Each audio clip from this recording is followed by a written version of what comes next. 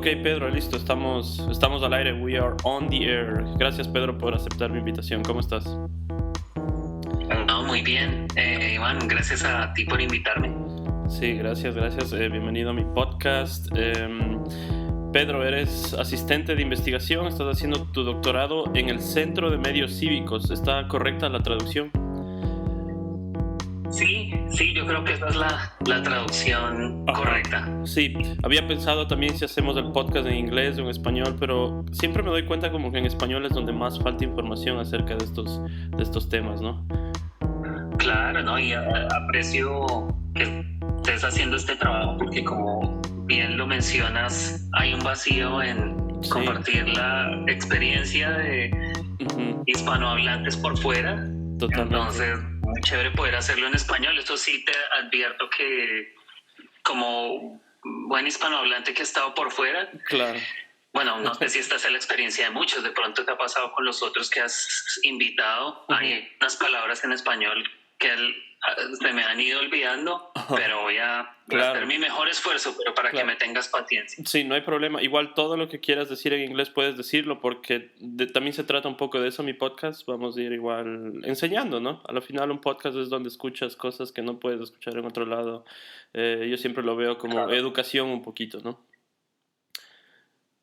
Perfecto. Ajá. Entonces, ¿cuánto tiempo llevas viviendo en Estados Unidos? Yo llegué a Estados Unidos a inicios de 2013.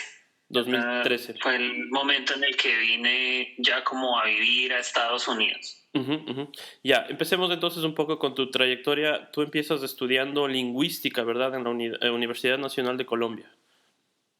Sí, yo arranqué a estudiar el programa de lingüística en la sede de Bogotá, que es como la sede central de la Universidad Nacional, que es la universidad pública más grande de Colombia. En el primer semestre del 2003. Primer semestre del 2003. ¿Y por qué decides estudiar lingüística? ¿Qué fue lo que te llevó a elegir esa carrera? Porque digamos que es una carrera más bien poco convencional, no muy común. Tu trabajo se enfoca durante tu pregrado en la fonética articulatoria, en el procesamiento de señales. ¿Qué fue lo que te llevó a tomar la decisión de estudiar lingüística? Sí, pues, la verdad, yo cuando me presenté a la universidad, mi intención era estudiar cine y televisión. Okay. El programa de cine y televisión pues era uno de los pocos en universidades públicas en Bogotá. Estamos en ese momento de mi vida, yo no tenía en consideración en mi mente estudiar por fuera de la ciudad, mucho menos por fuera del país. Entonces la universidad era la única opción que yo tenía, siendo universidad pública. Yo sabía que el proceso para definir cuánto tenía que pagar era una evaluación socioeconómica de la que otros compañeros míos salían casi que pagando nada, pues que era en realidad la única posibilidad que muy cerca de las posibilidades que teníamos. Entonces ese era el único programa. Cuando yo empecé el programa en la universidad, yo estaba en ese baile con el departamento, el programa de cine y televisión y el programa de lingüística como una alternativa. Cuando llegó el momento en el programa en cine y televisión donde había que empezar a producir material, pues fue evidente que se necesitaba pagar horas de edición, que se necesitaba tener equipo fotográfico, alquilar el equipo de video. En ese entonces la fotografía y el video digital no existían, ni mucho menos estaban al alcance del teléfono. Entonces se hizo evidente que no iba a poder económicamente sostener el programa, entonces ya me enfoqué solamente en lingüística. Yo elegí lingüística sobre la base de mi experiencia en el bachillerato, mover esta afinidad con los idiomas. Y en el primer semestre de la carrera conocí a un profesor que se llamaba Roberto Perry. Él era el director del laboratorio de lingüística y él estaba terminando su doctorado en fonética en Ohio State University en Estados Unidos. Y la verdad, él fue no solamente desde el punto de vista profesional de la lingüística, sino desde el punto de vista de la ciencia y a nivel personal, se convirtió en un gran mentor, y esa fue la razón por la cual yo terminé pues como muy enfocado en la lingüística y sobre todo enfocado en temas de fonética articulatoria, porque este era el epicentro de su investigación. Claro, claro. Y me logro aquí en este punto identificar totalmente contigo porque, claro, es súper interesante como cuentas, quisiste empezar con cine y televisión por las circunstancias de que en esa época era aún costoso, ¿no? Las herramientas y los materiales que se necesitan. Ahora es totalmente loco, ¿no? Con un celular básicamente se puede producir muchas cosas que antes costaban muchos recursos. Pero en fin, claro, yo en mi minor yo estudié filología inglesa y muchos de los cursos que yo tuve eran igualmente de fonética, de fonología, de lingüística. Eh, y claro, ¿no? Uno también, o sea, las preguntas más comunes que le hacen son como, ¿y eso para qué? ¿De qué le va a servir? ¿Qué va a hacer con eso? Eh, Hay que lidiar un poco con los clichés también, ¿no? Un poco con los estereotipos. No sé si te pasaba a ti también eso. Sí, y yo probablemente a ti te pasó mucho también, pero digamos, en las reuniones sociales, con la familia, con los amigos, con gente de la universidad, claro. Siempre la pregunta cuando decía que está estudiando lingüística, ¿y cuántos idiomas sabe? claro. Una pregunta clásica. Entonces también eso, ahí no hay mucho conocimiento de la lingüística como una ciencia, además porque es una ciencia muy joven. Claro, ajá. Y yo debo confesar que cuando empecé en el programa, pues entendía que tenía una afinidad con las lenguas y con el lenguaje en general, pero tampoco sabía muy bien cómo la carrera me iba a servir en el futuro para entrar en el mercado laboral. Entonces creo que empezando por mí no había una comprensión muy clara de cómo esto me iba a proveer con los recursos, con recursos económicos y un futuro una vez fuera un profesional en lingüística. Claro, y de mi parte solo puedo sentirme identificado nuevamente contigo, con lo que te sucedió, digamos, porque, claro, en mi caso yo quería ser músico y el sueño de ser músico es, ya sabes, demasiado grande, imposible de conseguirlo. Entonces siempre traté de ver qué puedo estudiar que esté ligado al arte, ¿no? A la música. Y yo pienso que en las lenguas y en la lingüística se encuentra esa conexión, ¿no? Sí, y luego de esto haces una maestría, ¿verdad? Y eso ya lo realizas en Estados Unidos, en el MIT, ¿verdad? Sí, la maestría la hice en MIT. Cuando yo llegué en 2013 a Estados Unidos, yo no estaba pensando en estudiar. Yo venía pues de un tiempo muy largo trabajando en la industria, principalmente en la industria de educación y tecnología. Estaba contento trabajando. ¿En Colombia? ¿En qué año te graduaste?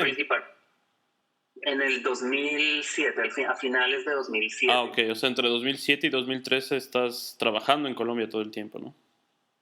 Estuve trabajando unos años en Colombia, luego estuve trabajando alrededor de varios países en Latinoamérica. Luego estuve varios años en Ruanda.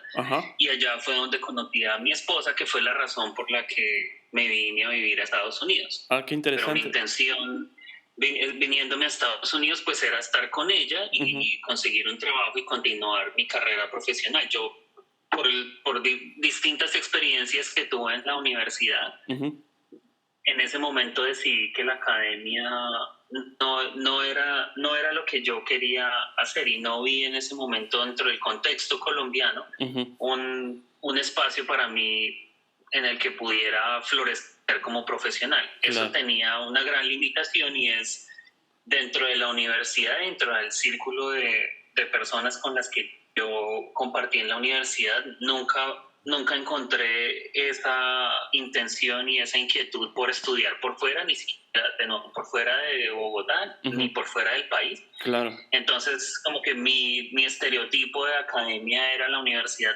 Nacional. Entonces, cuando empecé a trabajar en la industria, me di cuenta que en la industria había mucha más flexibilidad, muchos más recursos, muchas más posibilidades, y estaba muy cómodo en ese entorno. Entonces, no estaba pensando en continuar mis estudios, pero bueno, la vida da muchas vueltas. Claro, pero cuéntanos un poco, o sea, lo que hiciste durante esos años estuvo ligado a la lingüística, digamos, ¿qué tipo de en qué proyectos trabajaste?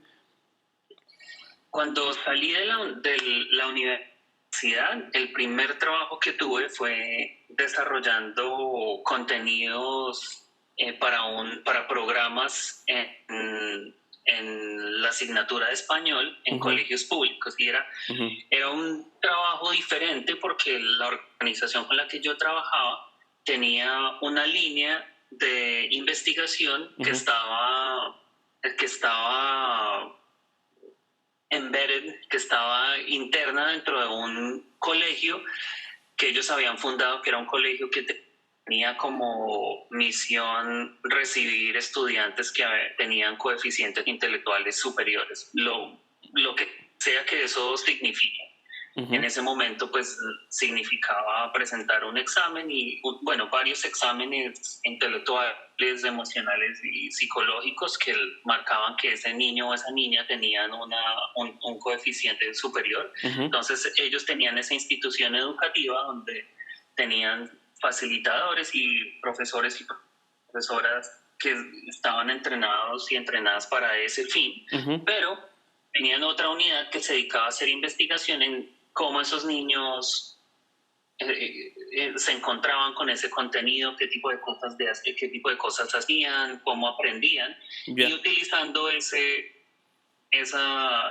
aprendizajes, esa investigación, desarrollaban programas educativos para niños y niñas en colegios públicos. Entonces eran programas pues, relativamente asequibles y estaban orientados a niños y niñas con desventajas académicas y o socioeconómicas. Entonces mi trabajo en ese entonces multimedia eran los DVDs, los CDs. Entonces mi trabajo era desarrollar contenido que ampliara lo que se trabajaba en esos programas utilizando medios interactivos. Entonces fue un trabajo que disfruté mucho por un buen tiempo. Hacia el final del segundo año de estar trabajando en ese campo, el director de esa unidad de investigación me hizo la pregunta ¿qué es lo que viene en términos de tecnología para la educación? ¿Cuál es el futuro? Entonces yo empecé a buscar cosas y me encontré con un proyecto del laboratorio en MIT que se llama el Media Lab, en donde ellos decidieron yo no sé si esto es un verbo en español. ¿Cuál? No creo que lo sea, pero lo voy a decir porque es fácil de identificar, disrumpir el mercado de la computación personal. En ese entonces un computador portátil costaba mucho dinero y uno veía muy poco alrededor. Ellos decidieron que sobre la base de varias investigaciones que hicieron a lo largo de los años, observando cómo los niños interactuaban con los computadores, que un computador era una herramienta que debería ser una herramienta inherente al aprendizaje de cualquier niño que quisiera vivir en el siglo XXI. Entonces empezaron a desarrollar un computador de bajo costo. En ese entonces el objetivo era hacerlo de $100. Nunca llegó a ser de ese costo, pero sí llegó a ser de muy bajo costo, como $170, $180. Entonces ese proyecto a mí me encantó por muchas razones, desde el punto de vista tecnológico, pero también la filosofía de aprendizaje que acompañaba el proyecto me pareció fascinante.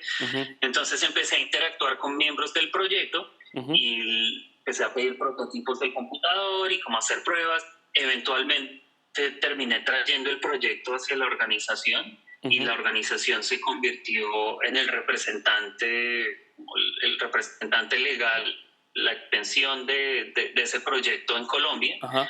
Y mi trabajo de ahí en adelante fue dirigir la implementación de todos los programas con ese computador que hicimos a lo largo de okay. Creo que el total de los computadores que implementamos fue cerca de los 30.000 computadores en distintos lugares de Colombia, o sea, desde comunidades indígenas en el Amazonas hasta comunidades afro en el Pacífico y toda ruralidad campesina y todo lo que hay en el medio urbano. Ese trabajo lo hice pues hasta el 2000, más o menos hasta el 2010. Una aclaración, Pedro, te interrumpo un momentito. O sea, esto hiciste cuando todavía estabas en Colombia, pero ya tuviste contacto con el Media Lab del MIT, ¿no? Exacto, exacto. Y con ellos, a través de ellos, desarrollas este programa, ¿no?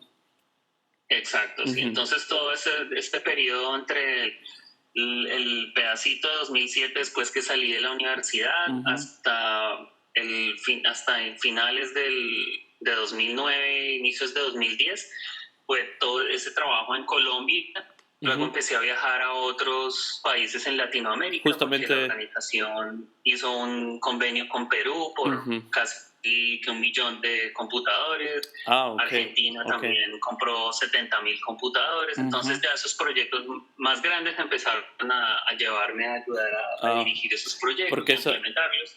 Esa iba a ser mi próxima pregunta, ¿en qué contexto se empiezan a dar tus viajes? ¿No? Porque sé que después viajaste mucho, hablaste inclusive de Ruanda, ¿no? Estuviste también por allá. Sí. Entonces, luego de todas esas travesías por Latinoamérica, a finales del 2009, la organización me pide que vaya a dirigir el programa en Ruanda. El programa en Ruanda fue uno de los primeros programas que tuvo la organización y fue también uno de los más grandes junto con el programa en Uruguay, porque ambos países asumieron el proyecto como política nacional.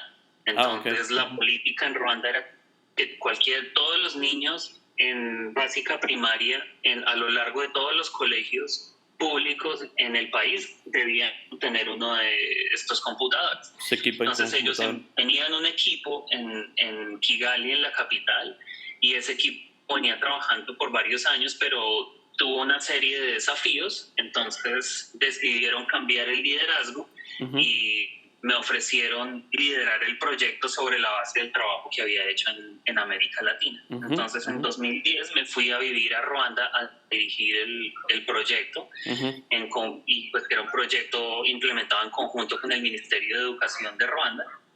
Y en ese trabajo, ahí en ese proyecto estuve hasta mediados, casi finales de 2012.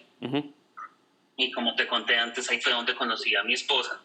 Luego del cierre de ese ciclo, yo estuve viviendo en Colombia trabajando con una ONG que trabaja en el sector del azúcar en el sur de Colombia, también con el mismo proyecto. Y al final ya del 2012 decidí que quería construir mi familia, y la forma de hacerlo pues era mudándome a Estados Unidos para estar con mi esposa, que recién había conseguido un trabajo también en MIT. Y ya ahí fue cuando decidí venirme acá, y aquí trabajé desde el 2013 hasta el 2016 en un laboratorio que trabaja en desarrollo de tecnologías de bajo costo, haciendo investigación y dando clases. Y ahí ya fue cuando decidí volver a la academia. Para hacer la maestría, ¿verdad? En el Personal Robots Group se llama, ¿verdad? Sí. Y ambos, el Centro de Medios Cívicos y el Grupo de Robots Personales, están ambos bajo la sombrilla de un mismo laboratorio que se llama el Media Lab. El Media Lab.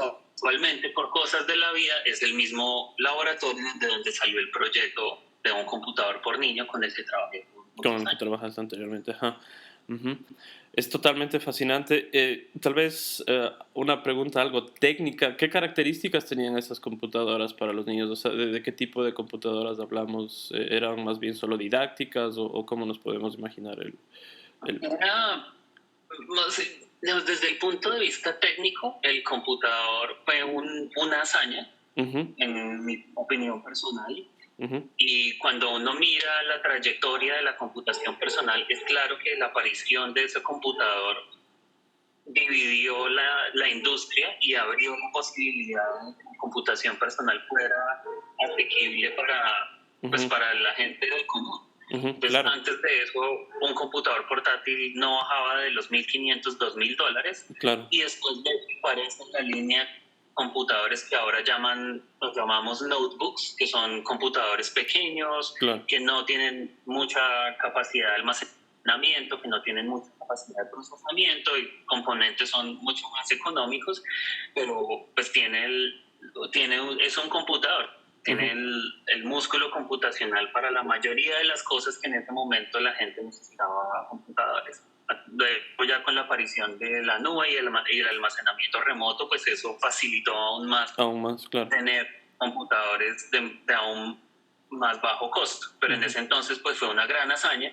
La forma en la que ellos lograron hacerlo fue, uno, innovando en los componentes. Entonces muchos de los componentes, como en la carcasa del computador, dos eran o de materiales reciclados o materiales que eran reciclables, eran materiales duraderos. El teclado, por ejemplo, era un teclado que era completamente cerrado, entonces estaba diseñado para evitar que el computador se dañara en lo más posible, en la mayor proporción que fuera posible. Pero los componentes, también la forma en que el computador estaba diseñado y armado, permitía que él fuera reparado muy fácilmente. Entonces todas las partes tenían muchas menos partes que un computador tradicional, y la mayor cantidad de las partes principales estaban hechas en módulos. Entonces eso permitía que si uno tenía un problema, por ejemplo, con la tarjeta de inalámbrica, pues era un solo módulo que no podía cambiar.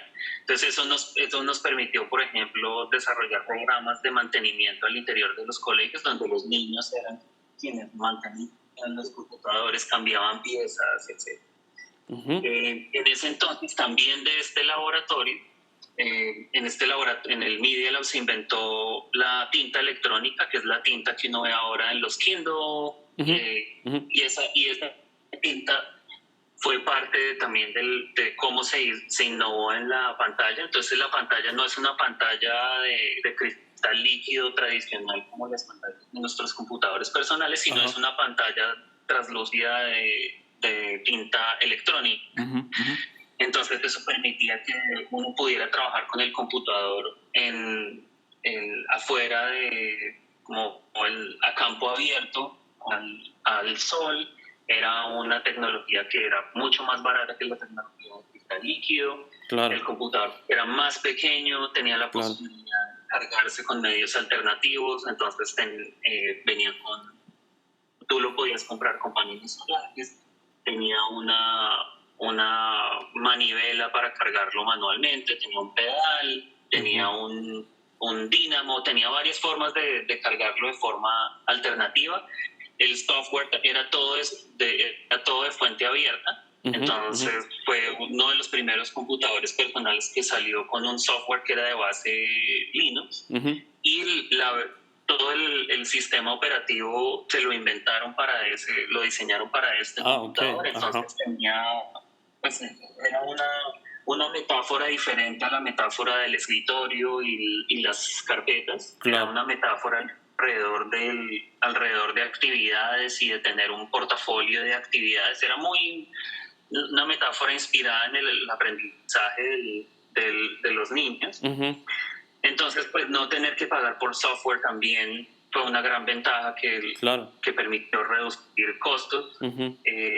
La manufactura en masa, a inicios del proyecto, una de las políticas era no vender menos de 1 millón de computadores. Pues eso con el tiempo fue cambiando, pero esa decisión lo que manifiesta es la necesidad de poner el computador en escala para reducir los costos. Claro. Esas son como algunos de las razones y los criterios. Interesante. Podríamos decir tal vez pedagógicamente hablando, una pequeña computadora inteligente diseñada para niños, ¿no? Sí, Más o sí, en menos. realidad el computador fue todo diseñado con el niño, con el niño en mente. Claro, claro. Es decir, fue desarrollado en el laboratorio de medios del MIT, ¿no?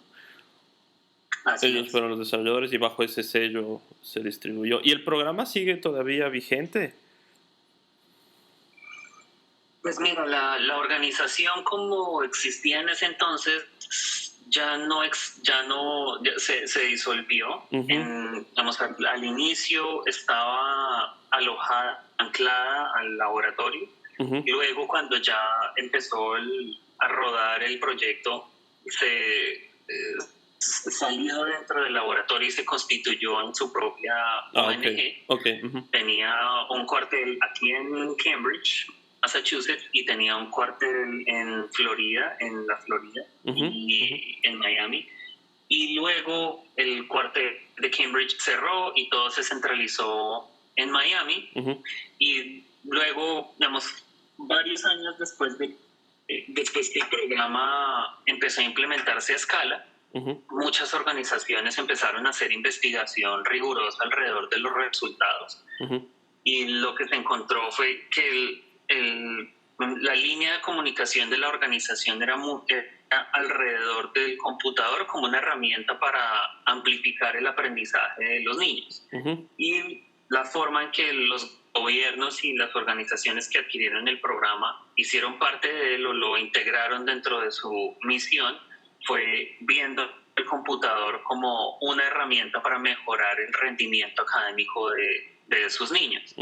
Entonces, donde el proyecto lo que quería ver era un incremento en una actitud de resiliencia, de una mentalidad de crecimiento, de curiosidad, de expresiones creativas. Claro. Un gobierno estaba esperando que los niños mejoraran en matemáticas, en español, en ciencias sociales. Entonces, cuando se empezó a evaluar desde esa perspectiva en la que los gobiernos estaban integrando el programa, pues empezaron a ver unos resultados que no eran lo que se esperaba. Entonces el proyecto recibió muchas críticas, muchas de ellas fundamentadas, otras resultado de esa como desconexión entre los mensajes de la organización y cómo se integraba, mucho de lo cual pues también es parte de la crítica a la organización. Y poco a poco la organización la huella de la organización se fue desvaneciendo. Lo último que yo supe de la organización es que pasó a ser ahora parte de un consorcio de una familia que se llama de apellido Zamora Terán en Nicaragua. Ellos tienen un proyecto grande con los computadores, es un proyecto también, distrital, no nacional, sino distrital. Y ellos continúan con el programa en Nicaragua. Es incierto para mí cómo el programa sigue teniendo vigencia en África. Yo sé que en Latinoamérica ya no, más allá de Uruguay, que sigue trabajando los computadores. No tengo conocimiento de otros proyectos, pero sé que la organización tiene alguna huella en el continente africano, pero no estoy muy seguro cuál es. Todavía en África. Ya, y dentro de tu investigación y en la maestría te dedicas a diseñar mecanismos justamente para fomentar estas habilidades de los niños, ¿no? Me llamó la atención palabras como empatía dentro de tu descripción a través de interacciones con robots sociales. Me gustaría primero que definamos un poco qué es un robot social. Pedro, ¿cómo podríamos explicar eso? Claro. La forma más sencilla de personificar la conceptualización de un robot social es pensando en ejemplos de robots sociales. Entonces, un robot como C-3PO de Star Wars o un robot como R2-D2 de Star Wars son ejemplos canónicos de un robot social, es decir, una máquina que está programada para cumplir unas funciones. Esas funciones usualmente son funciones que apoyan o aumentan o complementan la capacidad humana en alguna tarea específica, pero estos robots además tienen la capacidad de construir una relación con la red social de humanos alrededor del robot. Entonces, digamos, ya llevado un poco más hacia la tecnicalidad de cuál es el significado de un robot social, pues claro. Un robot social debe cumplir esas dos funciones, debe tener la capacidad de poder interpretar señales sociales de los humanos con los que interactúa, debe tener la capacidad de proyectar algunas señales sociales que le permitan a esos humanos reconocer cuál es el estado actual del robot. Y cuando digo estado, lo digo desde el punto de vista computacional, como desde el punto de vista técnico, no un estado emocional. Pero también cumplir unas tareas ya más de corte operativo que le permiten a esos humanos, de nuevo, complementar, aumentar o apoyar las tareas que están desarrollando. Es decir, nos podemos imaginar básicamente un pequeño robot que está ahí para cumplir cierta función, ¿no? Interactuar con nosotros. Sí, pero parte de sus funciones es interactuar de forma social con el humano, porque nosotros tenemos muchas máquinas a nuestro alrededor que podríamos llamar robots, pero esas máquinas no tienen ningún contacto social con nosotros. Entonces, claro. Por ejemplo, esta aspiradora Rumba que va alrededor de tu casa limpiándola, pues es un robot que tiene una función muy específica, tiene una relación con la limpieza o con la suciedad en tu casa, como lo quieras ver, claro. Pero no tiene como una de sus funciones centrales interactuar con ese humano. Su relación es pragmáticamente solo operativa. Claro. Tú tienes otros ejemplos, como ahora estas plataformas de voz como Alexa de Amazon Echo o Google Home, que son unos dispositivos pues que tienen unas funciones automatizadas, pero también empiezan a tener una orientación a construir una relación con las personas. No están ahí solamente para cumplir una función, sino también empiezan a tratar de despertar la curiosidad de la persona, llamar su atención, etc. ¿Podríamos decir que Siri también es una especie de robot social?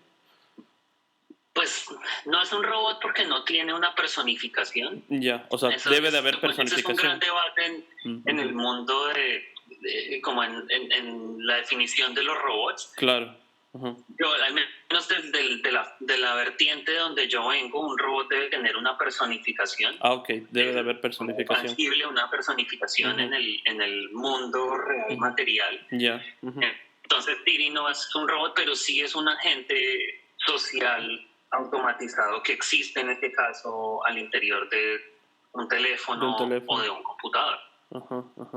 Eso es interesante, o sea, tiene que haber el aspecto físico, digamos, también del robot en sí. Sí, ¿no? Sí.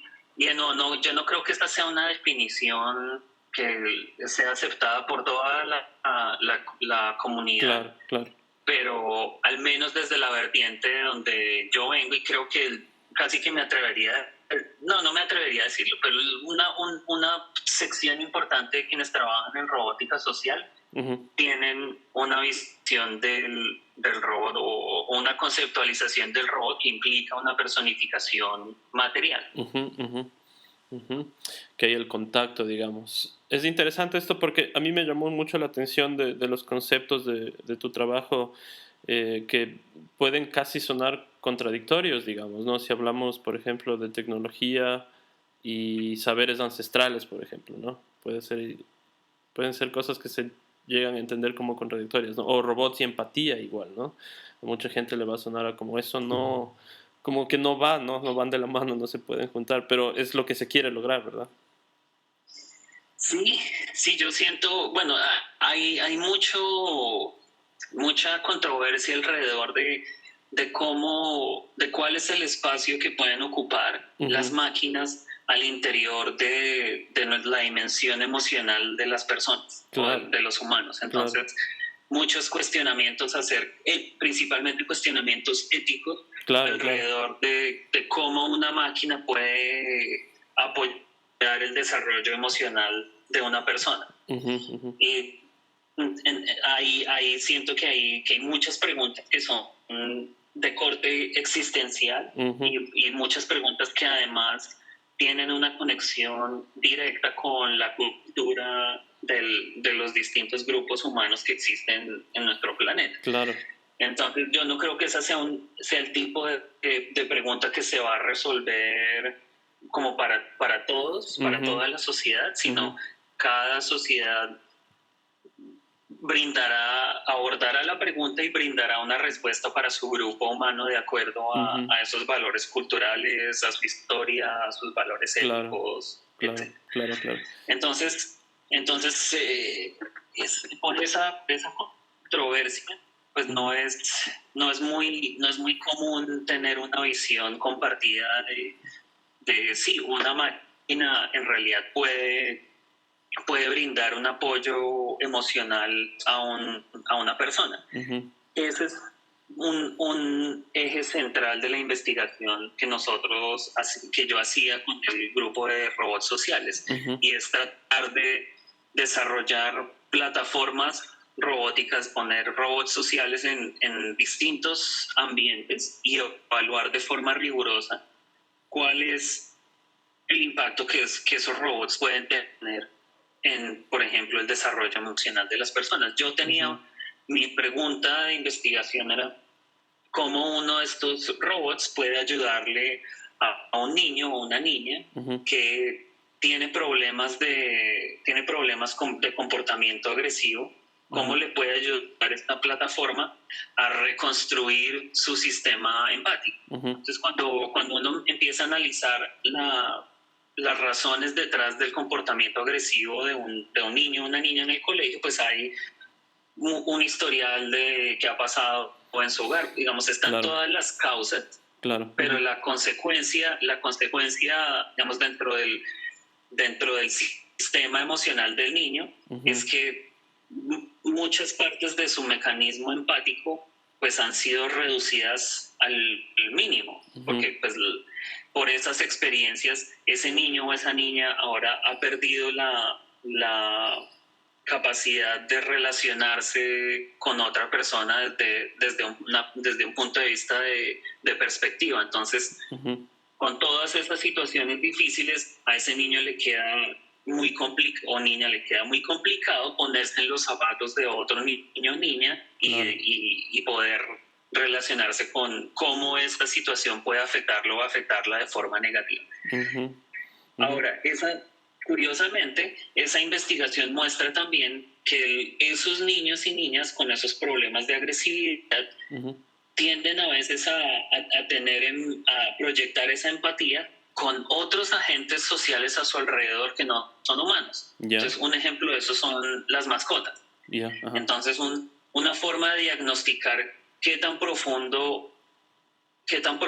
es la problemática de agresividad en un niño o una niña es ver cómo reacciona en relación con un animal. Entonces, niños que tienen problemas de agresividad muy severos son niños que tienden a ser agresivos contra los animales también. Pero los niños que no han llegado a ese punto sí tienen la posibilidad de relacionarse con ese tipo de agentes. Entonces, muchas terapias se enfocan en utilizar ese tipo de agentes y bueno, en este caso estoy hablando de otros animales diferentes a los humanos como agentes. Entonces, si tú ves un perro, por ejemplo, un perro tiene muchas señales sociales que nosotros podemos entender. Mueve la cola cuando está feliz, agacha las orejas cuando está triste. Esas señales nosotros las podemos reconstruir, y haciendo uso de esas señales, esas terapias se enfocan en reconstruir el sistema empático de esos niños, de forma que esas habilidades luego se transfieran a una interacción con otro humano. Entonces, mi pregunta era, te puede hacer eso mismo, pero en lugar de utilizar un animal como un perro, por ejemplo, podemos hacerlo con un robot. Con un robot. Y mi tesis explica un experimento en el que yo exploro esa pregunta y demuestro que los niños sí pueden percibir a ese robot como un agente social y pueden empatizar con ese robot, por lo cual es posible que si se desarrolla una terapia utilizando ese tipo de robot, esos niños puedan reconstruir su sistema empático. Puedan reconstruir. Wow. Es realmente impresionante, ¿no? Son temas que a mí me apasionan mucho también, la tecnología, los robots. ¿Hacia dónde vamos un poco, no? Y, o sea, claro, tú tienes toda la razón, ¿no? Hay que siempre verlo desde un punto muy pragmático, científico, de llevar estudios para saber en verdad es así o no es así. Se podrá pensar en robots algún momento como un, no sé, tal vez como un ser humano más que está ahí, ¿no? O no sé si no sé si es la palabra adecuada, pero sí, o sea, yo tiendo a pensar que vamos hacia eso, ¿verdad? O sea, creo que está como en la naturaleza del ser humano siempre estar, porque siempre estamos como buscando lo mejor y van saliendo cada año un mejor celular, una mejor computadora, cada vez pueden más cosas. Creo que es algo que no podemos parar también hasta cierto punto, ¿no? Pues el desarrollo tecnológico creo que es difícil detenerlo. Claro. Si tú me preguntas a mí, yo siento que en este momento, además de unos espacios muy concretos, no existe una necesidad de seguir esa curva de desarrollo tecnológico infinito. No existe. Pero pues las decisiones de cómo la tecnología avanza no son decisiones que se puedan tomar en consenso a lo largo de una comunidad global. Claro, lógicamente. Una universidad puede decir, ok, nosotros tomamos una posición frente al desarrollo tecnológico en la que consideramos que además de el campo de la salud y el campo de la energía, pues no hay necesidad de invertir el capital humano de nuestra institución en desarrollarnos tecnológicamente. Entonces nos vamos a enfocar solo en estos dos. Yeah. Ese es un ejemplo de cómo una institución académica podría tomar esa decisión. Incluso un gobierno también podría tomar ese tipo de decisión. Claro. Pero es raro, o sea, yo estoy hablando esto como un caso hipotético, no conozco si existe una instanciación en el mundo de este tipo de posición. Entonces, el desarrollo tecnológico es difícil detenerlo. Para mí lo que es importante es trabajar en instanciación, en ejemplos de cómo esa tecnología empieza a lucir y a desenvolverse en la sociedad. Porque lo que sí es claro lo que para mí se hizo muy claro con el caso de los robots, es que, y los robots sociales en particular, es que los humanos somos animales eminentemente sociales y cualquier artefacto en nuestro alrededor que tenga la posibilidad de ofrecer una interacción social, nosotros lo vamos a apropiar muy fácilmente. Claro. Entonces, ahí hay una gran oportunidad para hacer cosas muy positivas. También puede utilizar, como cualquier tecnología, tiene una cara, un lado oscuro y un lado de luz. Entonces, como mi intención con ese trabajo es justamente explorar, bueno, si esto existiera en el mundo, si un niño pudiera ir a la biblioteca e interactuar con este tipo de robots, pues eso cómo se desenvolvería y cuál sería el resultado y qué cosas buenas y qué cosas malas tienes, pues digamos, eso más a nivel personal, ¿verdad? Claro, como desde el punto de vista de la ciencia, pues uno no está haciendo ningún juicio de valor, pero lo que está tratando de hacer es describir rigurosamente el estado de cosas, de cómo se desenvuelve un fenómeno en el mundo. Entonces, es como ese aprendizaje personal y profesional de cómo estas tecnologías que, como tú dices, van a seguirse desarrollando y continuarán existiendo en nuestro entorno, se desenvuelven. Claro, sí. Sí, son temas muchos de actualidad, de debate, ¿no? Que hay que analizarlos desde tantas perspectivas, ¿no? Sociológicamente, filosóficamente, psicológicamente, ¿no? No es tan fácil, ¿no? Y Y bueno, y luego ahora estás haciendo tu doctorado, ¿verdad? ¿En qué te concentras actualmente? ¿Cuáles son tus intereses investigativos, digamos, ahorita en la actualidad? Pues luego de esa experiencia trabajando con robots, Uh-huh. que fue una experiencia que yo busqué intencionalmente luego de trabajar con este laboratorio que te contaba también dentro de MIT, que se enfoca en desarrollo de tecnologías de bajo costo, Uh-huh. pues fue que esa misión es muy importante, Uh-huh. pero tiene la limitación que mientras nosotros estamos haciendo ese trabajo, pues el futuro de la tecnología y el futuro de cómo distintas sociedades van a interactuar con la tecnología estaba siendo inventado, Uh-huh. y nosotros no teníamos ninguna forma de conversar con cómo este mundo se estaba creando.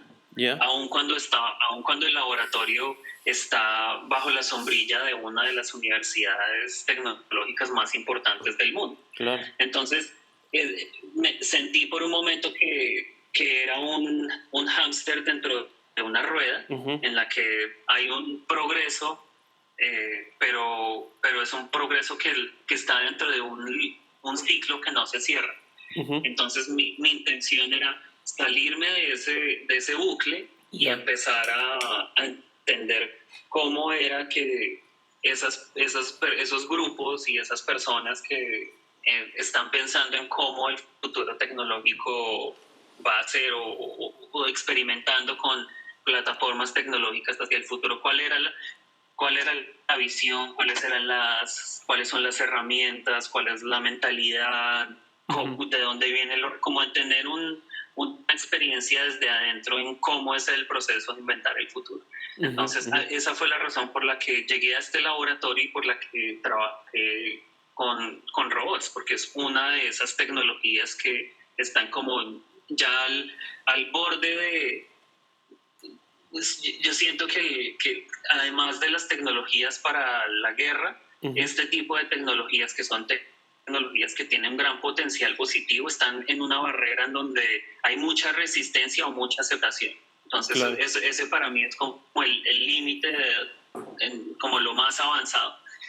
Entonces decidí trabajar ahí, pero luego de esa experiencia entendí que hay muchas respuestas para muchos de los dilemas tecnológicos del futuro, Uh-huh. en la forma en la que la tecnología se ha desarrollado en nuestro pasado. Uh-huh. Entonces, lo que yo hago es investigar cómo distintos grupos humanos han enfrentado la necesidad o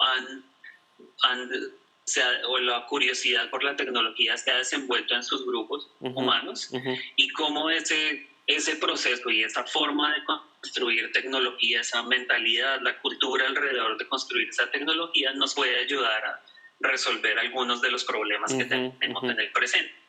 Entonces desarrollo mecanismos para que personas que trabajan inventando el futuro puedan interactuar con personas que han inventado tecnología en el pasado, o entiendan cómo la tecnología en el pasado se ha desarrollado, y en esa interacción descubrir nuevas mentalidades, nuevas filosofías para diseñar tecnología que nos puedan ayudar a resolver problemas del presente o problemas centrales que vamos a enfrentar en el futuro.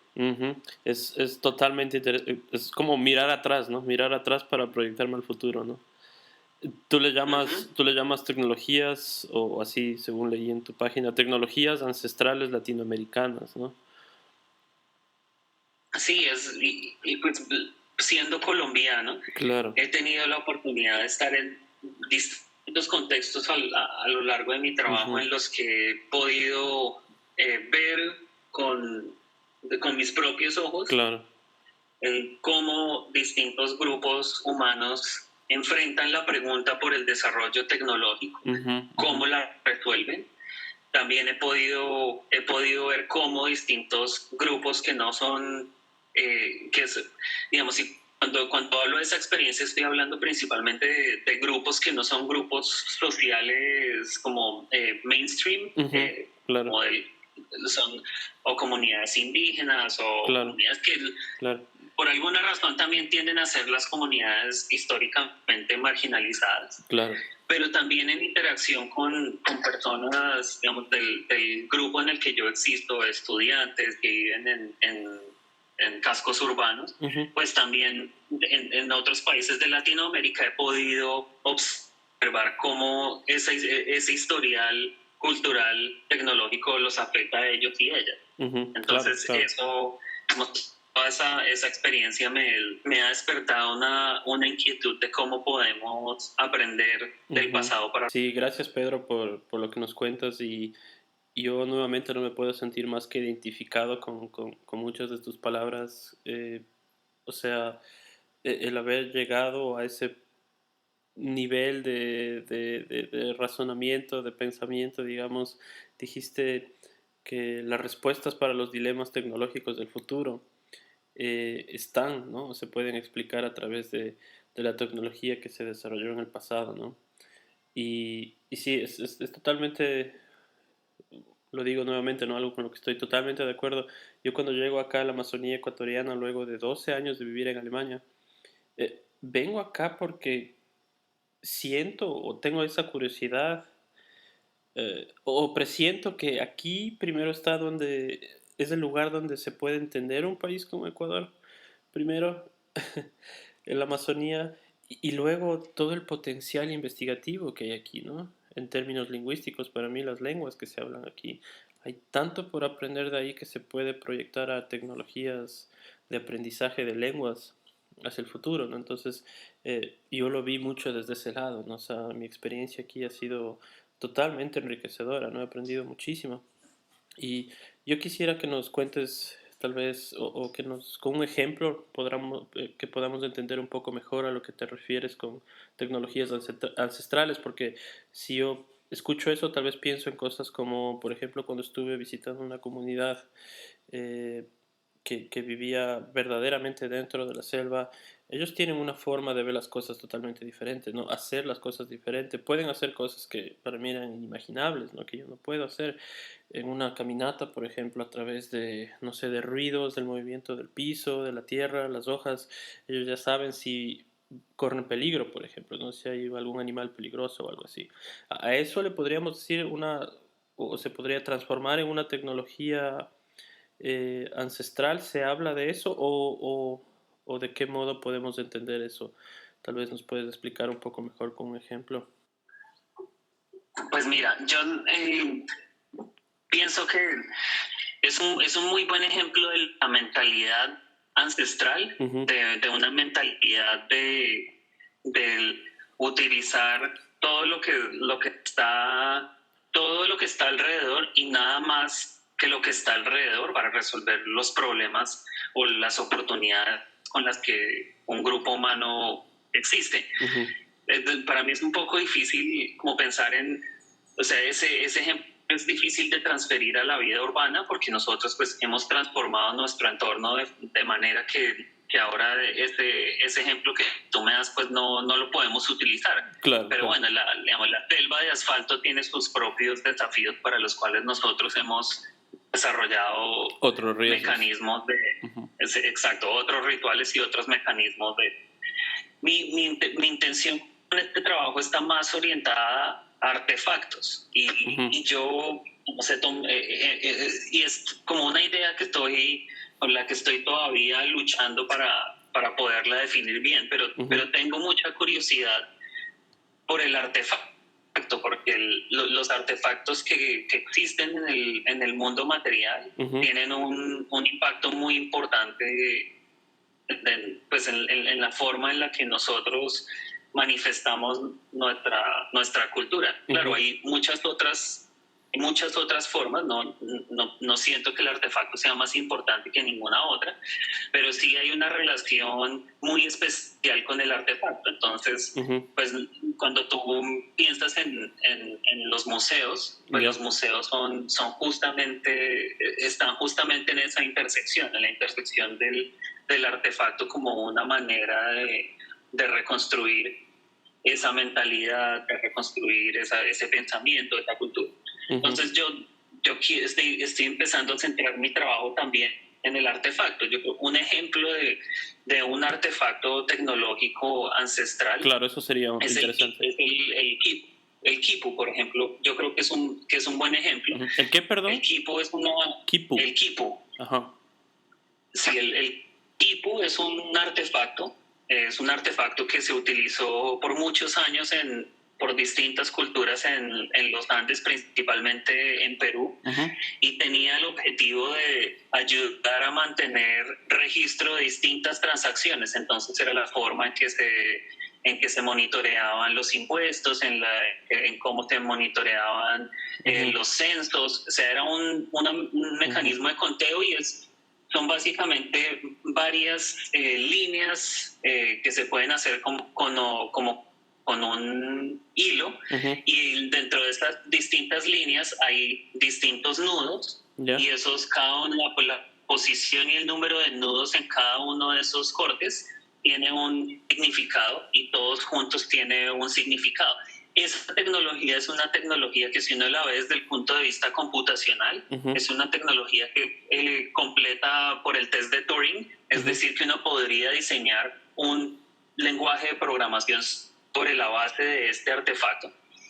Pero pues no necesitó, para poder expresar esa completitud computacional, no necesitó ningún dispositivo electrónico, no necesitó energía eléctrica, no necesitó ninguna manufactura. Claro.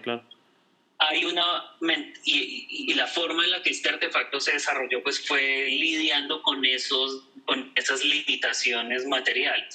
Entonces hay muchos de los problemas que nosotros hemos desarrollado en el mundo moderno, en mi perspectiva, tienen una raíz en cuáles son las limitaciones con las que nosotros diseñamos nuestra tecnología. Entonces estamos en un momento en el que hay para nuestro infortunio, hay una gran abundancia material concentrada en algunos lugares del mundo, que le permite a las personas que se inventan el futuro pensar en formas de construirlo que no tienen una consideración central alrededor del recurso material que se necesita para poder diseñar esa tecnología.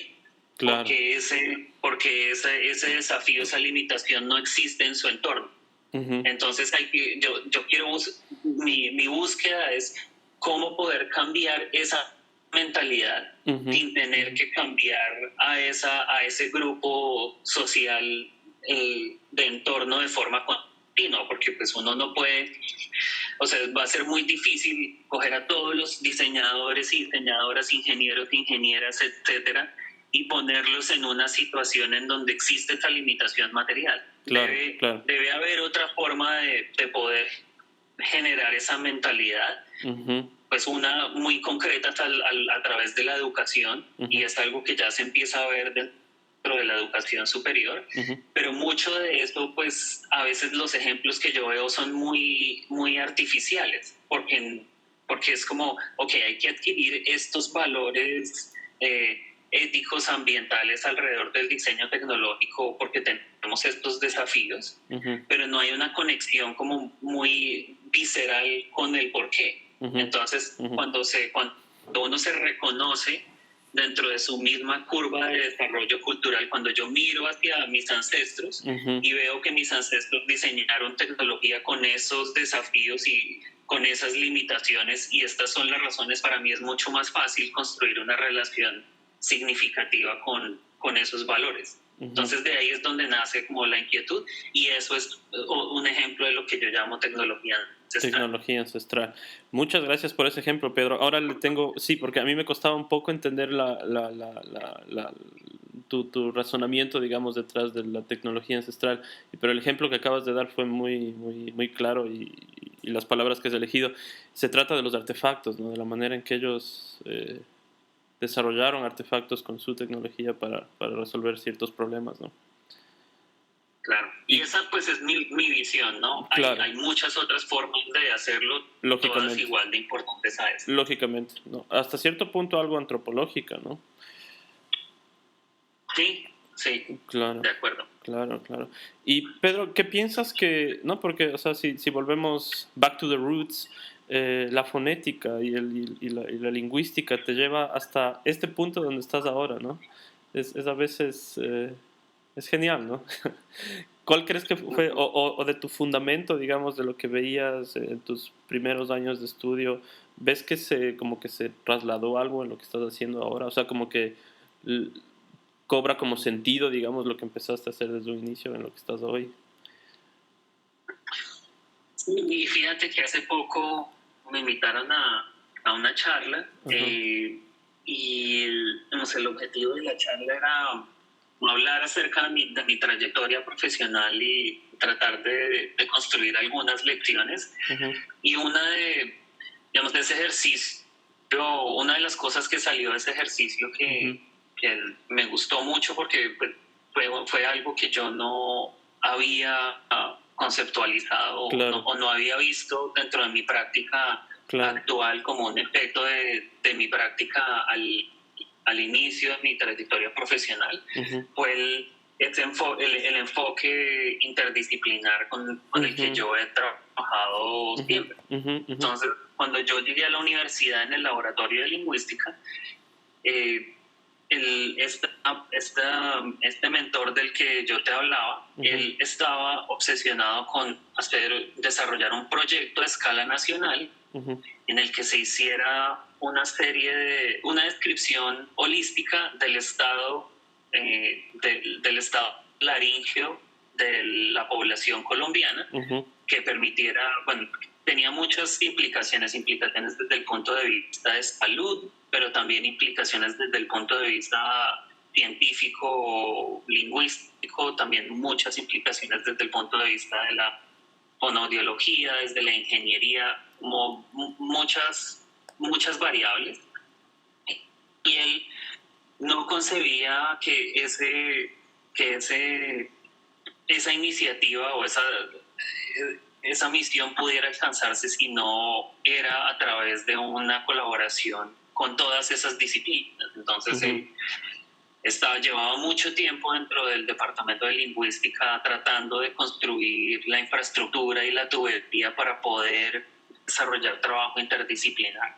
Y eso a mí me llamó muchísimo la atención porque mi concepción de la academia siempre fue muy muy insular, como cada disciplina tiene lo suyo y trabaja en lo suyo y es un viaje hacia abajo, hasta lo más profundo que se pueda llegar. Pero ahí entendí que hay una trayectoria que es vertical, pero hay una trayectoria que puede ser horizontal.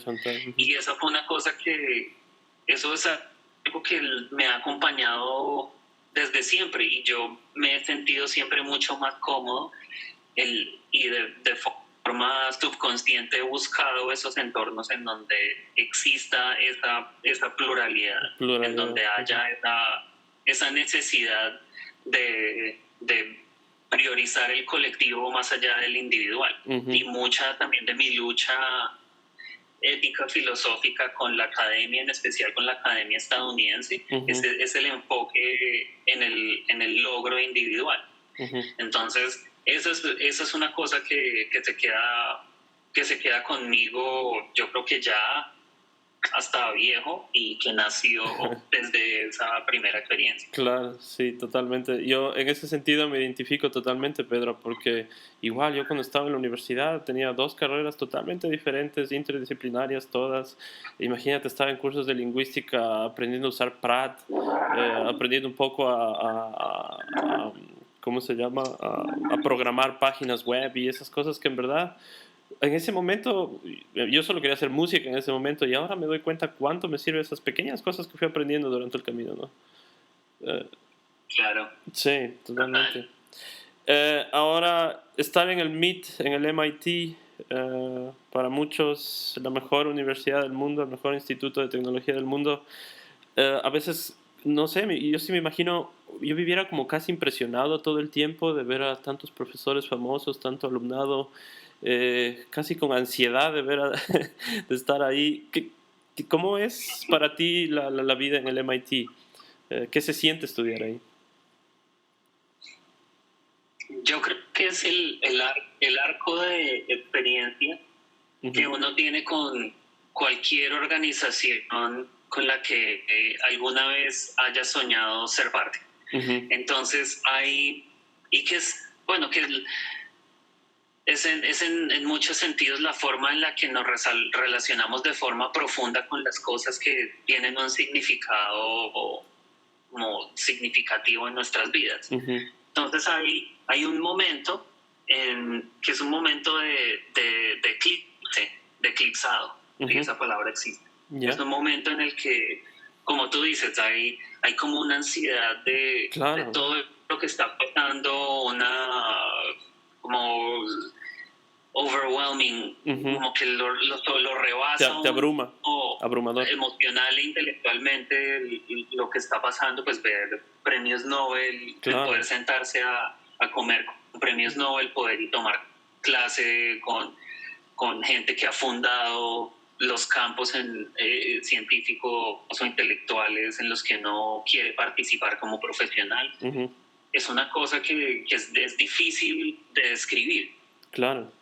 Y como miembro de la comunidad hay un primer momento en el que uno no entiende muy bien el poder de decir que no y termina involucrado en más cosas de las que puede participar. Y cuando ese momento llega, empieza una transformación acerca de cómo percibe uno este lugar. Entonces, esas decisiones que uno tomó, pues yo digo malas decisiones, creo yo, ahora las veo así, de involucrarse en todo, empiezan a tener un efecto psicológico y un efecto emocional y un efecto físico, un efecto de salud. Entonces eso lo empieza a llamar a uno un replanteamiento de cuál en realidad es cuál en realidad es la forma en la que yo quiero aprender este lugar e integrarlo en mi vida, pero también cuáles son por qué me pasó lo que me pasó. Y de pronto esta no es una reflexión que todo el mundo se haga, pero fue mi reflexión personal. Claro, totalmente legítima. Ese proceso de reflexión, pues me ayudó a mí a replantearme, a como perfilar, ser más riguroso en las cosas en las que participaba. Pero también esa pregunta del por qué pasó, pues me llevó a cuestionar, como a ser un poco más crítico con respecto a lo que este lugar representa. Y ese arco pues ahora es mucho más enfocado a cuáles son los valores de este lugar, cuál es el impacto de este lugar, no solamente en la población estudiantil y laboral que lo rodea, sino en el mundo, en la ciudad, en el estado, en el país, en el mundo. Y ya es otro estadio diferente. Entonces son como distintas fases, pero yo creo que eso no es único de este lugar, sino de cualquier organización en la que uno trabaja. Claro que sí. ¿Cómo es más o menos un día en tu vida, Pedro? ¿Te levantas muy temprano, muchas reuniones, muchos seminarios, mucha investigación? ¿Cómo es más o menos tu rutina diaria, digamos? Sí, pues yo tengo una familia, tengo 2 hijos y estoy casado. Entonces el día empieza relativamente temprano. Claro. Ayudando a los chicos, al chico y a la chica a llegar a sus colegios.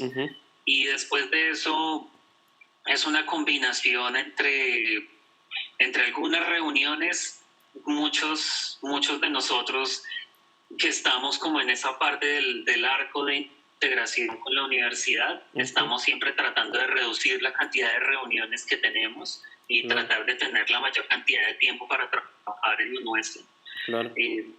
Entonces, como algunas reuniones, algunos momentos para leer, algunos momentos para hacer tareas muy concretas administrativas, luego un tiempo ya para escribir.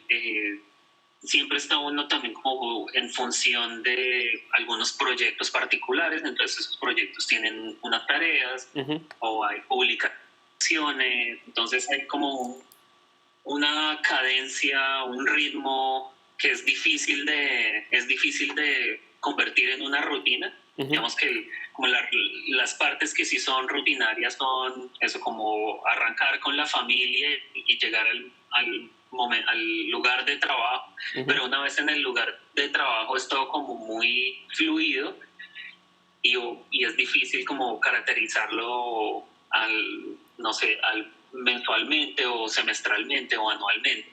Pero es una combinación de eso, de trabajar en proyectos con distintas personas, de hacer publicaciones, de construir cosas, de también uno crecer personal y profesionalmente. Entonces son como distintos espacios y ya al final del día volver a casa, volver a ese núcleo, descansar, cuidarse, comer bien. Claro. Cuando te refieres a escribir, ¿haces referencia a artículos netamente? ¿Artículos científicos? ¿A producción científica? ¿O también dedicas un tiempo de escritura a otros temas? Pues en este momento estoy muy enfocado en escribir artículos científicos, porque la razón es, pues durante todos estos años yo he sido principalmente ¿cómo se dice en inglés? Practitioner. He trabajado en campo, he sido un profesional de campo. Pero nunca he puesto mucha energía, mucha de mi energía profesional en hablar, en escribir acerca de lo que hago. Sí hablo mucho acerca de lo que hago en distintos círculos profesionales, con otros profesionales de campo, y también en charlas y conversatorios, etcétera. Pero no he sido muy activo como en escribir desde el punto de vista académico. Entonces es una cosa que quiero cambiar. Quiero escribir también para audiencias que no son primordialmente académicas. Creo que ahí hay un vacío grande también, especial pues cuando uno mira la ruralidad, por ejemplo, las formas de acceso no solo desde el punto de vista de infraestructura, como poder estar conectado a Internet, sino cómo el contenido existe en Internet. Hay también un vacío de cómo uno puede hablarle a distintas audiencias y en esa búsqueda de interacción con otras formas de entender la tecnología, siento también una necesidad de poder comunicar mis ideas y comunicar mis ideas con esas audiencias y entender cómo a través de esa comunicación podemos aprender el uno del otro. Sí, yo creo que eso sería muy importante, ¿no? En el capítulo con César Uribe, conversábamos un poco de eso, ¿no? Mayormente los tabloides, las noticias que recibimos todos los días son bastante desalentadoras, en verdad, ¿no? Casi que nos dice, ¿no? O sea, ¿no? La inteligencia artificial nos va a sobrepasar y quién sabe qué va a pasar mañana, etcétera, etcétera, ¿no? O sea, espacios como de ese tipo, digamos, donde científicos que están dentro que saben mejor que todos los demás dediquen un tiempo a eso, sería interesante, ¿no?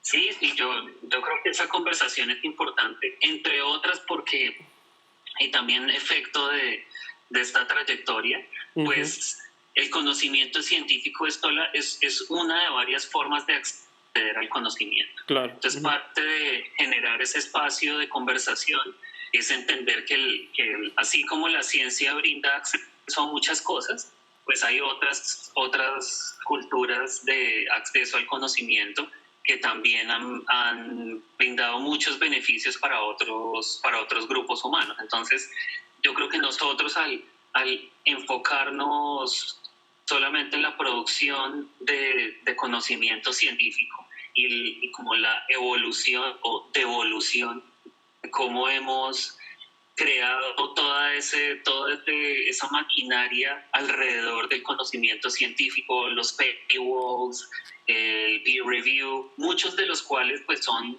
importantes para mantener la rigurosidad y para mantener la relevancia de la investigación que se hace. Pero una de sus consecuencias es que no hay acceso democrático al conocimiento. Bueno, como todo sistema viene con sus bichos, con sus bugs. Claro. Entonces, yo sí creo que es importante empezar a considerar cuáles son otras formas de conversar a lo largo de esas culturas de acceso y de producción del conocimiento, y pues una de ellas es poder comunicar lo que nosotros hacemos a audiencias que no tienen la forma de poder o acceder a un artículo científico o poder verlo y entender cuál es su estructura, que para nosotros de pronto hemos estado en academia ahora parece muy intuitiva, pero que no es, o sea, que no es en realidad tan intuitiva y muchas veces se vuelve casi de tribus, porque cada campo científico tiene un lenguaje diferente dentro de la esfera de producción científica. Entonces uno, siendo parte de ese campo, tiene que adquirir ese lenguaje, en fin. Exactamente. ¿Y viajas mucho, Pedro? ¿Viajas mucho por tu trabajo? ¿Charlas, conferencias? No sé si has estado en Latinoamérica, en Ecuador alguna vez, Colombia, ¿cuándo fue la última vez? Pues viajo mucho hacia Colombia y después de esa experiencia por Latinoamérica y África, he empezado también como a enfocar mi trabajo hacia Colombia, como que he empezado a recoger ese aprendizaje de estar en todos esos entornos y enfocarlo en Colombia. Si viajo a otros países, trato eminentemente mantenerme en Latinoamérica por ese interés, por el interés de mi trabajo, pero también porque pues a través de ese trabajo he podido reconstruir mi identidad como latino y me siento cómodo hablando desde esa hermandad latina e interactuando desde ella. Entonces siento esa gravitación natural alrededor de Latinoamérica. Entonces viajo mucho a Colombia, viajo a otros lugares en Latinoamérica, principalmente como para intercambiar ideas, hablar y escuchar mucho, pero sí he tratado como de reducir los viajes principalmente hacia Colombia. Claro. Pedro, tu primer apellido es Reynolds, ¿no? Sí, es un apellido que adquirí en la vida cuando me casé con mi esposa. Aquí tomé su apellido, pero mi nombre, mi apellido, primer apellido es soltero, es solamente Cuellar. Es Cuellar, no. Te preguntaba esto porque no sabía si tenías de pronto procedencia o antepasados americanos en este caso. No, antepasados latinos y españoles, eso es. Claro. Es todo. Pedro, te doy las gracias. Me gusta acabar siempre con una ronda de quick fire questions, preguntas rápidas, respuestas cortas para terminar. ¿Estás de acuerdo? Bueno, listo. Pedro, ¿tienes alguna opinión o posición sobre algún tema que te hace impopular?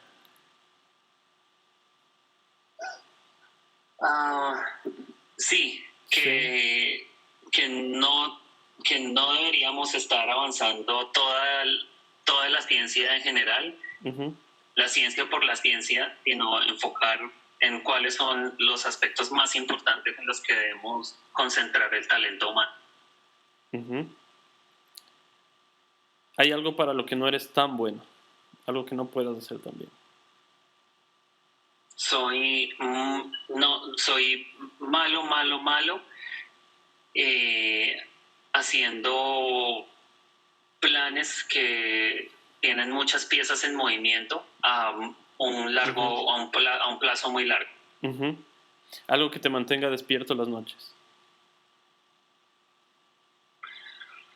Como cuando necesito estar despierto o algo que en general algún pensamiento, algún tema que te mantiene, o duermes como sin ninguna dificultad. Creo que el estado del medio ambiente me ha mantenido despierto muchas noches. ¿Qué haces en tus tiempos libres?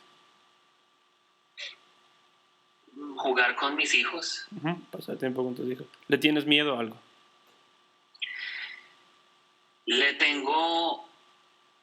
Solía tenerle muchísimo miedo a las arañas, todavía les tengo miedo, pero he empezado a tolerar algunos tamaños y formas, pero creo que todavía es uno de mis más grandes miedos. Una pregunta del público. ¿Tienes tu robot personal que te hace favores, como traerte el café en la mañana o algo así cuando estás en el trabajo? No, yo no creo que ninguno de mis hijos califique como robot. Ajá. Entonces creo que afortunadamente no tengo mi robot personal. Tu robot personal. Sí, es algo que me preguntaba mucha gente cuando les comentaba que estaba haciendo algunos podcasts con gente en el MIT. Me decían, wow, todos deben de tener su robot personal que les hace sus favores, como traerle un café. ¿Y supercomputadora? ¿Tienes una supercomputadora? ¿Qué instrumentos tecnológicos son los que usas? ¿Estás como muy dentro de la tecnología en ese sentido? El computador creo que es una pieza central. Uh-huh. No soy nunca me puedo integrar muy bien con el teléfono. Uh-huh.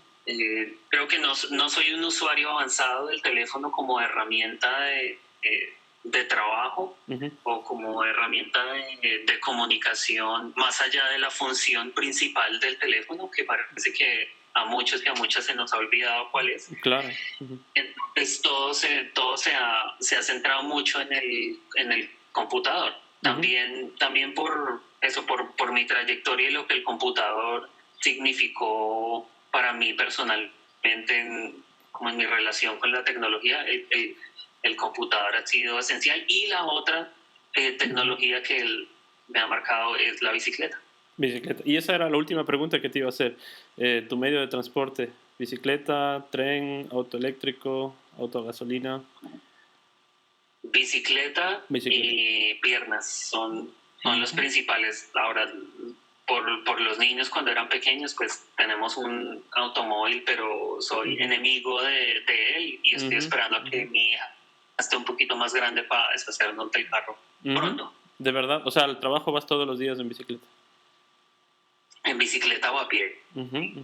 ¿Es algo común dentro del MIT? ¿Es el medio de transporte masivo, digamos? Sí, es común. La ciudad tiene un buen sistema de metro. Claro. Y tiene también tiene un sistema de bicicletas compartidas y hay cultura de bicicletas. Ahora, hay que decirlo, pues la ciudad es pequeña, tiene un sistema de carreteras decente para acomodar a quienes montan bicicleta. Uh-huh. Entonces es como una burbujita en muchos sentidos, incluyendo en términos de transporte. Uh-huh. Pedro, te doy las gracias. Hemos hablado 1 hora y 25 minutos. Creo que ha habido partes muy, muy buenas donde hay información relevante, reflexiones importantes. Y fue un agrado, Pedro. Te doy las gracias. Hombre, Iván, gracias a ti. Y nada, pues espero que salga todo muy bien. De nuevo, gracias por el trabajo con el podcast. Claro que sí, claro que sí. No sé si hay algún... Y de nuevo llenando como este vacío de información. Importante conversar, hablar. No sé si se me quedó algo, Pedro, algún otro tema o alguna cosa más. No, yo creo que ahí cubrimos harto terreno. Sí, claro que sí. Pedro, este episodio se va a estrenar este domingo, ¿no? Lo van a poder encontrar en básicamente cualquier aplicación de podcast, Spotify, Apple Podcasts, Stitcher, Castbox, etcétera, etcétera, etcétera. Muchas gracias, Pedro, que tengas un buen día. Estaré pendiente. Muchas gracias a ti, Iván. Que pases una buena semana. Adiós, igual, chao. Vale, bueno, chao.